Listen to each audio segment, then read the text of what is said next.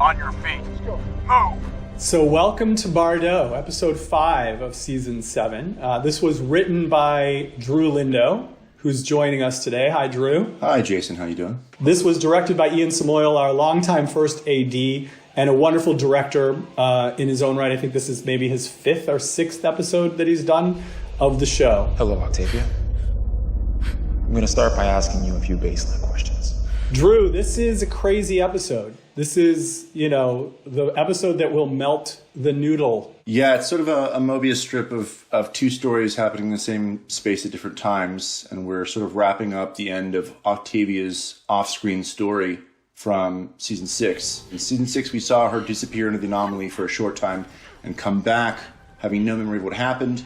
And slowly here in season 7, we've been sort of going back and retroactively showing what transpired that led to the events of Hope returning and recognizing Octavia and Octavia's history with Dioza. So this is the episode where Echo's team goes in to try to find Octavia and Bellamy, and we will also get to see, parallel to that, what happened when Octavia and Dioza were taken over to Bardo for the first time. Octavia! Go tell the manager! Obviously for the first 4 episodes, we've been setting up this new world that we call Bardo, that we're heading towards, that we go to for the first time in this episode. And Marie Avgeropoulos, Octavia, has an amazing, as you'll see soon enough, sort of run through Bardo in the teaser. And it really is a totally new environment for us. It's unlike any planet or moon that we've been on before. Yeah, this is our first glimpse at this culture and this world that we haven't really seen up close, and we see a lot of it through Octavia's eyes in this flashback story that, again, is filling in the gaps. Welcome to Bardo.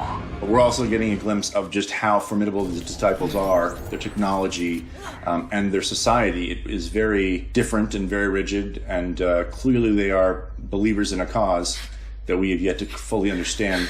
Our characters are really inside the belly of the beast this episode, both in the past and in the present. In the light of the shepherd, we will not lose. So we meet Anders, who we've talked quite a lot about this season, and he's played by Neil McDonough in an amazing, sort of very different, again, for our show, kind of role and performance. For all mankind!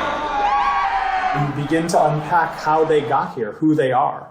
And obviously, things don't quite add up. On behalf of the faithful, I demand the release of Russell Prime. Nobody knows yet that Russell is no longer Russell and that Chidheda is inhabiting the body, having wiped Russell's consciousness clean. And so far, he's been using these followers on Sanctum as insurance to keep himself alive, because they'll riot if anything happens to him. How does it feel to know they're willing to die for your freedom? Awful. But now we see in this episode what happens when the flock begin to try to come up with clever plans of their own. For the glory and the grace of the primes. And instead are going to actually make everything much more volatile in Sanctum, including Russ Hader's own safety and security. So Murphy and Indra will have to step up a little bit. You put them up to this. Why would I tell my followers to kill themselves? Another great performance from J.R. Bourne. Watching J.R. Bourne play characters within characters, playing Chidheda impersonating Russell, it's really an amazing performance. We can't just let them burn themselves alive. We won't.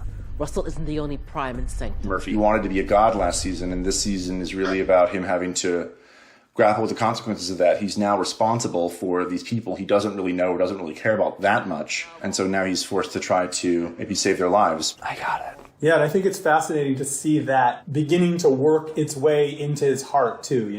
As Murphy begins to actually care, I think it surprises him most of all. And it's a really interesting arc that this episode definitely sort of takes a big step in. The others better come back soon, because I'm getting tired of being the hero.